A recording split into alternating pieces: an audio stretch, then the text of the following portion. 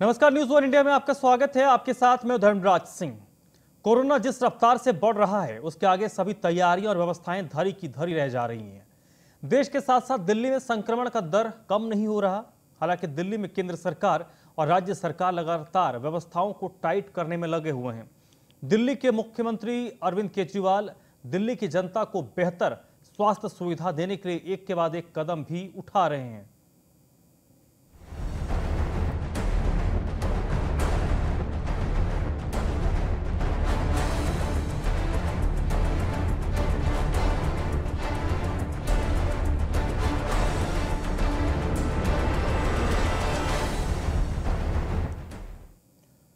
Corona की मार से कराह रहे दिल्ली को बेहतर स्थिति में लाने के लिए दिल्ली के मुख्यमंत्री अरविंद केजरीवाल ने आज कई कोविड सेंटर्स का दौरा किया और दिल्ली के लोगों को यह भरोसा दिया है कि उनके लिए सरकार हर स्तर पर प्रयास कर रही है। हालांकि मुख्यमंत्री केजरीवाल ने संक्रमण दर को लेकर चिंता जरूर जाहिर किया है और कहा है कि एक सेंटर तैयार होता है तो कुछ ही घंटों में फुल हो जाता है।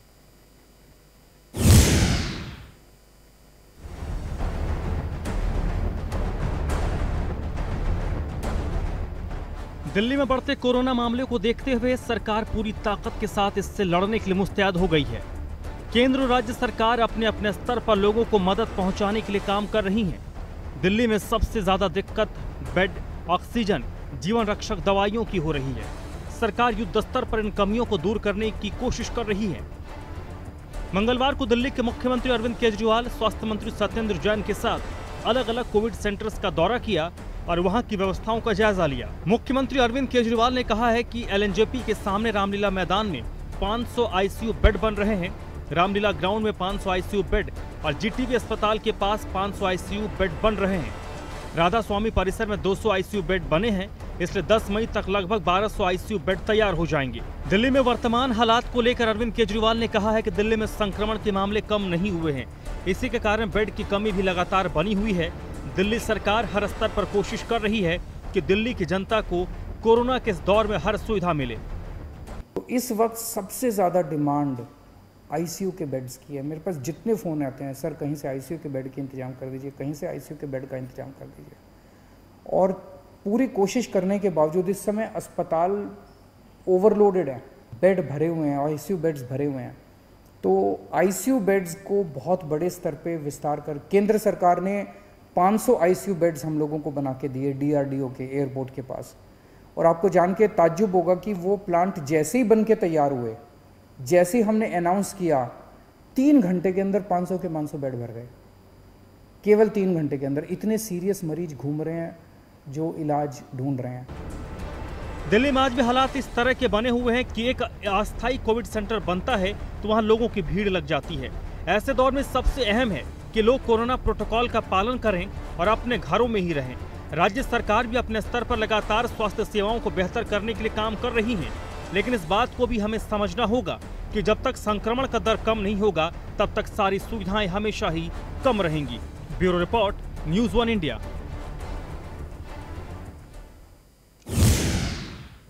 वहीं मुख्यमंत्री केजरीवाल ने ऑक्सीजन की कमी से जूझ रहे दिल्ली वालों को बताया है कि ऑक्सीजन की कमी को दूर करने के लिए लगातार सरकार काम कर रही है और अब विदेशों से ऑक्सीजन प्लांट मंगाए जा रहे हैं। जल्द ही दिल्ली से ऑक्सीजन की समस्या दूर होगी। बैंकॉक से 18 टैंकर इंपोर्ट करने का निर्णय लिया है। ये टैंकर कल से आने चालू हो जाएंगे और केंद्र सरकार से हमने इसके लिए एयरफोर्स के प्लेन्स देने के लिए रिक्वेस्ट किया। उनका काफ़ी सकारात्मक रवैया रहा है, बातचीत चल रही है और मैं पूरी उम्मीद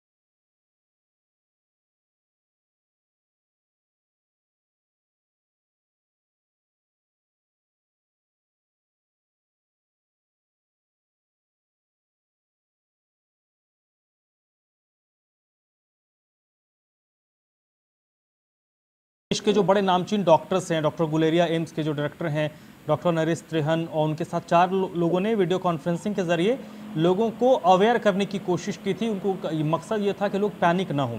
उससे एक जो कॉन्क्रीट बात निकल कर आई, जो समझ में आई कि 90% लोग ऐसे हैं जिनको आईसीयू या फिर ऑक्सीजन या वेंटिलेटर की ज़रूरत नहीं है। 90% लोग नॉर्मल दवाइयों से ठीक हो जा रहे हैं।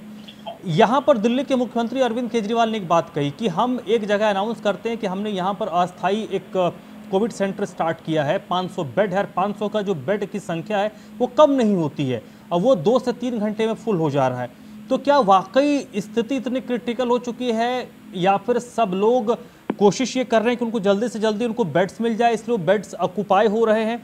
सबसे पहले कांग्रेस के जो साथी हैं वो बताएं, इसकी पीछे वजह क्या है? जी, आप मुझसे पूछ रहे हैं? जी जी वर्मा जी। देखिए, जो बेड हालात इतने हैं कि आरटीपीसीआर के टेस्ट सेलेक्टेड हो रहे हैं आपके पास, तो उतने साधन नहीं है, लैब सेलेक्टेड हैं आबादी के हिसाब से। उसकी तैयारी अगर आप शुरू वक्त की कर दी गई होती तो ये स्टेज इतना पैनिक नहीं होता, इतना नहीं होता।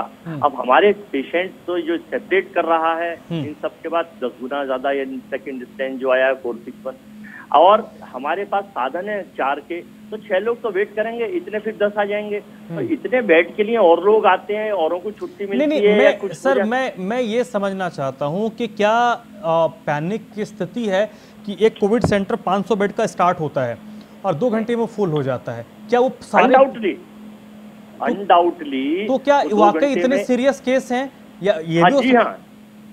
जी हाँ, मैं इसलिए बता रहा हूँ एनसीआर में कि मेरठ, गाजियाबाद, गुड़गांव, बुलंदशहर, नोएडा, गौतम बुद्ध नगर, दिल्ली और इससे सटे हुए सैकड़ों चीजें ऐसी हैं कि इतने सारे लोग बाहर मारे अब घूम रहे हैं जिनको वेंटिलेटर नहीं मिल पाता है, ऑक्सीजन सिलेंडर नहीं मिल रहा है, और दवाइयां तो छोड़ दीजिए कि कैसे मिल रही है, क्या मिल रही है, और इसी के अभाव में बहुत सारे लोगों की जान चली जा रही है। मैं तो इन सब चीजों की ये स्टेज पैनिक नहीं है, आप डिमांड और सप्लाई समझ लीजिए।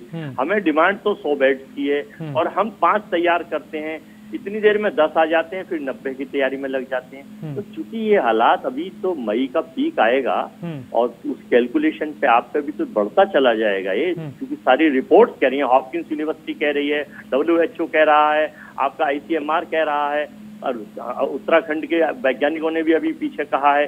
तो ये सारी चीजों के अध्ययन करने के बाद ही तो, मेरे कहने से ना माने आप, मैं अगर कह रहा हूँ तो शायद हो सकता है आपको लगता हो सर, मैं तो आपको बता रहा हूँ। आपकी बात से डिसएग्री क्यों करूं? मैं बस एक पक्ष जानना चाहता हूं। जी बोलिए अतर साहब। मैं फाइनल कर दूं सर। तो मेरा कहने का मकसद ये है कि सब लोग अपने कहीं ना कहीं डिजास्टर मैनेजमेंट में देश की सरकार का सबसे महत्वपूर्ण रोल था। अब अभी भी जैसे रेडिएशन 5G की तैयारी का चल रहा है, इस वक्त डिजास्टर मैनेजमेंट के मूवमेंट की जरूरत है। मुझे कोई बता रहा था लोगों के घरों में हर चीजों में करंट लगना शुरू हो रहा है। ऐसी टेस्टिंग बंद करिए, प्राथमिकता के आधार पर कोविड को प्राथमिकता दीजिए। चलिए ठीक है, वो 5G पे नहीं जाते हैं सर। अतर जदी साहब, उस पर फिर कभी बात कर लेंगे। जदी साहब प्लीज बताइए। देखिए, जहाँ तक आपने अभी इस बात का जिक्र किया कि मरीजों की जो संख्या है वो ज्यादा है, तो देखिए इसमें कोई डाउट नहीं है कि मरीजों की संख्या ज्यादा है और जो सीरियस मरीज हैं उनकी भी संख्या ज्यादा है। क्योंकि आप अगर देखें पिछले 10-12 दिन में पॉजिटिविटी रेट जो है वो 25% से नीचे नहीं आया है। हालांकि कल थोड़ा सा पॉजिटिव रेट जो है वो नीचे आया है, लेकिन मरीजों की संख्या ज्यादा है और आईसीयू बेड्स के मरीजों की संख्या ज्यादा है। नॉर्मल बेड्स की इतनी ज्यादा नहीं है, लेकिन आईसीयू और वेंटिलेटर वाले जो मरीज हैं उनकी जो परसेंटेज है वो ज्यादा है। इसलिए हमारी प्रायोरिटी आने वाले वक्त में यही है कि हम नॉर्मल बेड्स ना बढ़ाएं, हम आईसीयू बेड्स को बढ़ाएं, क्योंकि आने वाले 3-4 दिन के अंदर हम 1000 से 1200 आईसीयू बेड्स बढ़ाने जा रहे हैं। इसी वजह से, क्योंकि दिल्ली में अभी फिलहाल आईसीयू बेड्स की जो है वो जो रिक्वायरमेंट है वो बहुत ज्यादा है।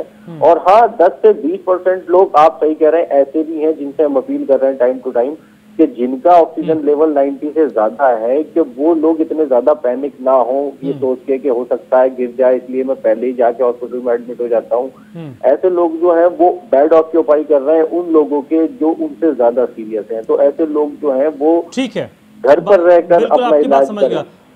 अजय जी प्लीज, क्या इस मुद्दे पर आपकी राय है? देखिए, मैं तो सिर्फ आज एडवाइजर ही देना चाहता हूँ कि एडवाइस करना चाहता हूँ कि जैसे एप्लीकेशन आपने बनाई तो आप उस पर जो बेड की संख्या रखते हैं, कम से कम लोगों को रिस्पॉन्ड बैक करें। हाफ ऑफ द टाइम लोग कॉल करते रहते हैं और लोग जो साधारण आदमी है वो उस बेड को बुक नहीं कर पा रहा है।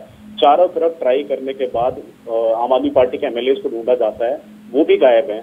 ना किसी खाने की व्यवस्था करने में बिजी है, ना किसी और चीज में व्यवस्था में बिजी है। तो मुझे लगता है कुछ चीजें बिंदु हैं जिनको बड़ा ध्यान में रखने की जरूरत है। बेड की व्यवस्था को ऑर्गेनाइज करें। आपको लगता है कि वेंटिलेटर और आईसीयू बेड्स की कमी है तो आप विधानसभा वाइज उसको बांटकर हर विधानसभा के अंदर 300-400 बेड की व्यवस्था, जिसको कोविड सेंटर के नाम से आप बना सकते हैं, करें। क्योंकि सरकार के पास सरप्लस बजट है। अगर आपको लगता है लोग घरों के अंदर और हमारे पास आईसीयू के बेड नहीं है तो कम से कम इतनी व्यवस्था जरूर रखें कि आप उनको ऑक्सीजन की सप्लाई, जैसे आपने पिछली बार कहा था कि हम होम आइसोलेशन के अंदर भी डॉक्टर को विजिट करवा रहे हैं, कॉल करवा रहे हैं, तो आप होम आइसोलेशन के अंदर ही उनको ऑक्सीजन प्रोवाइड कराएं ताकि वो जो पेशेंट है कम से कम उसको एक प्राइमरी व्यवस्था मिल सके और उस इंसान की जिंदगी बचाई सके। तो मुझे लगता है ऑर्गेनाइज होने की जरूरत है राज्य सरकार को। अजय भाई, और इसके लिए अजय जी, मेरे पास बहुत कम टाइम है। मैं 20-20 सेकंड में एक मेरा छोटा सा सवाल है। सबसे पहले आम आदमी पार्टी, फिर बीजेपी, उसके बाद कांग्रेस से मैं जवाब चाहूंगा। 20 सेकंड में जवाब दीजिएगा। ये जो ब्लैक मार्केटिंग हो रही है, 2,000 का इंजेक्शन 30,000 में, 40,000 में बेचा जा रहा है, 200 का पत्ता 600-800 हज़ार तक में बेचा जा रहा है। कई लोगों को ज़रूरत नहीं है लेकिन उन्होंने ऑक्सीजन का स्टॉक घर पे करके रखा है। ऐसे लोगों के खिलाफ क्या कार्रवाई हो रही है, क्या प्लान बन रहा है? सबसे पहले जादी साहब।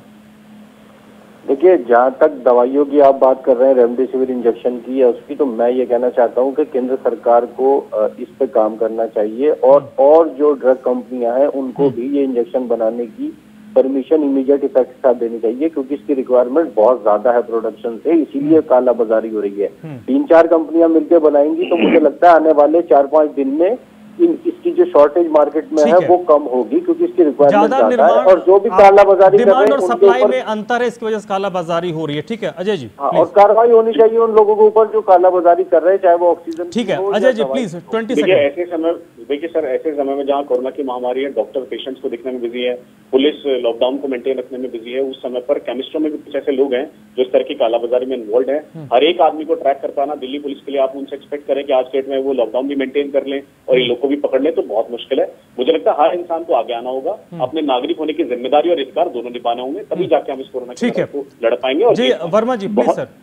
बहुत अच्छा क्वेश्चन धर्मराज जी आपने पूछा। ये प्रॉब्लम केवल दिल्ली में और उत्तर प्रदेश में पूरे पैन इंडिया प्रॉब्लम है ये पूरे, सुन लीजिए, और पूरे देश में प्रॉब्लम है। अब जो ऐसे जो लोग ऐसे कोरोना महाकाल में इस तरह का काम कर रहे हैं, वो राक्षस प्रवृत्ति के लोग हैं जो पैसा कमाना चाहते हैं, कालाबाजारी कर रहे हैं, मौतों के सौदागर हैं। वो कुछ हॉस्पिटल्स भी हैं, कुछ डॉक्टर्स भी हैं। आपने देखा अमिताभ ठाकुर ने कभी यशोदा जैसे हॉस्पिटल का वो वीडियो डिजाइन किया कि साहब दवाई इंजेक्शन 30-35 हजार का बेच रहा है गाजियाबाद का, तो ये तो बड़ा दुर्भाग्यपूर्ण है। ठीक है अजय वर्मा जी, डॉक्टर हो। चलिए वक्त खत्म हो गया सर। खैर बहुत बहुत शुक्रिया वर्मा जी आपका, अजय आपका भी बहुत बहुत शुक्रिया, अथर आपका भी बहुत बहुत शुक्रिया।